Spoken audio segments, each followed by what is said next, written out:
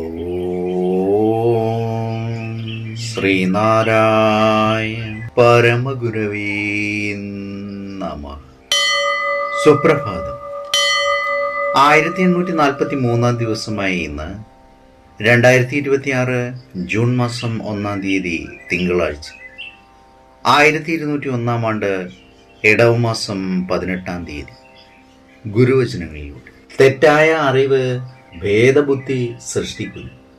അതിൻ്റെ ഫലമായി മാത്സര്യങ്ങളും ഉച്ചനീചങ്ങളും ഉണ്ടാവുകയും അത് കലഹത്തിന് വഴിതെളിക്കുകയും ചെയ്യുന്നു.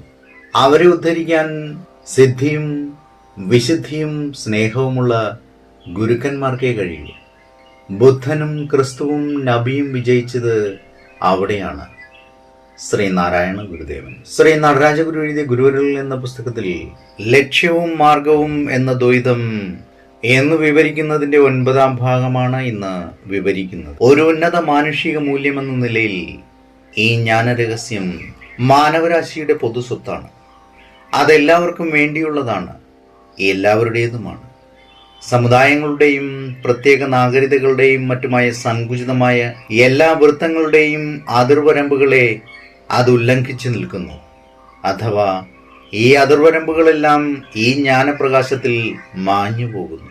കാൽപ്പനികമായ ഇരുമ്പുമറകളെയെല്ലാം വെറും ആകാശമറകളാക്കി തീർക്കുന്ന തരത്തിലുള്ളതാണ് ഏത് തമസ്സിനെയും നിഷ്പ്രയാസം തുളച്ചു കയറുന്ന തരത്തിലുള്ള ഈ ജ്ഞാനത്തിൻ്റെ തെളിമ. ഏവർക്കും നന്മ നിറഞ്ഞൊരു സുദിനമായിരിക്കട്ടെ എന്ന് ആശംസിച്ചുകൊണ്ട് നിർത്തുന്നു. നന്ദി, നമസ്കാരം. ഗുരുധർമ്മം ജയിക്കട്ടെ. ശബ്ദം നൽകിയത് സുജീഷ് മഹേശ്വരി.